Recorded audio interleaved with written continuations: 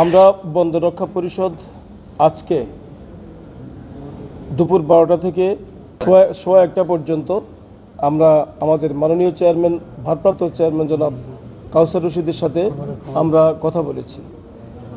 গতকালকে আমরা সরকারি সংস্থাসমূহের সাথে কথা বলেছি।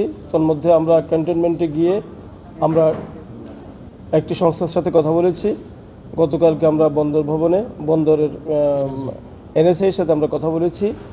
তারা প্রত্যেকেই আমাদেরকে আদালতের বিষয়টা বিবেচনা করে আগামীকালকে শুনানির কথা বিবেচনা করে আমাদেরকে আজকের প্রোগ্রামটা প্রত্যাহার করার জন্য অনুরোধ করেছেন। মাননীয় চেয়ারম্যান মহোদয় আমাদের সকল সহকর্মীর উপস্থিতিতে আমাদেরকে আশ্বস্ত করেছেন যে সিসিটি এনসিটি নিয়ে দেশের বিরুদ্ধে এবং চট্টগ্রাম বন্দরের কর্মচারীদের স্বার্থ হানি করে এমন কিছু ওনারা করবেন না, বা এই সময় এটা করার সম্ভাবনা নাই বললেই চলে। ঠিক আছে, তারপরও আমরা সজাগ থাকব, সচেতন থাকব, এই আশ্বাস আমি আপনাদের মাধ্যমে চট্টগ্রাম বন্দরের কর্মচারীদেরকে, চট্টগ্রাম বন্দরের বিভিন্ন ক্যাটাগরির কর্মচারীদেরকে, শ্রমিক ভাইদেরকে, আমরা বিভিন্ন রাজনৈতিক দলের নেতৃবৃন্দকে আমরা অবশ্যই অবহিত করছি। আমাদের মাঝে উপস্থিত আছেন আমাদের গণসংহতি আন্দোলনের সম্মানিত চট্টগ্রাম জেলার সমন্বয়ক জনাব রুমি ভাই। আমাদের সাথে উপস্থিত আছেন নাগরিক ঐক্যের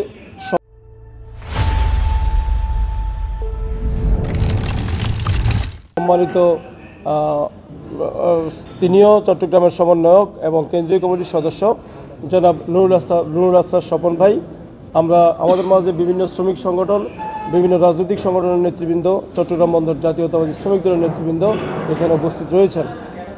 আমরা আজকে একটা ঘোষণা করতে চাই, সেটি হচ্ছে যে আমরা আজকের কর্মসূচি আমাদের চট্টগ্রামের বড়পুল, আগ্রাবাদ এবং মাইলের মাথায় যে কর্মসূচি ছিল, আমরা আমাদের বিভিন্ন সংস্থার প্রতি সম্মান প্রদর্শন করে, চট্টগ্রাম বন্দরের মাননীয় চেয়ারম্যান মহোদয়ের প্রতি সম্মান প্রদর্শন করে আজকের কর্মসূচি স্থগিত করছি এবং আগামী 26 তারিখ বুধবার আমরা পরবর্তী কর্মসূচি আপনাদের মাধ্যমে দেশ, জাতি, চট্টগ্রাম বন্দরের বিভিন্ন ক্যাটাগরির শ্রমিক সংগঠন, বিভিন্ন রাজনৈতিক দলের নেতৃবৃন্দ এবং চট্টগ্রাম বন্দরের প্রাণপ্রিয় শ্রমিক কর্মচারীদেরকে আমরা অবশ্যই অবহিত করব।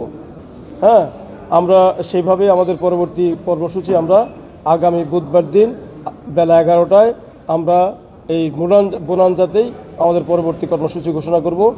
আপনারা জেনেছেন যে চট্টগ্রাম বন্দরের যে বিশাল বিশাল যে বিক্ষোভগুলো ছিল, বিশাল বিশাল যে আন্দোলনগুলো ছিল, এই নেতৃবৃন্দের সমন্বয়ে এগুলো গঠিত হয়েছিল।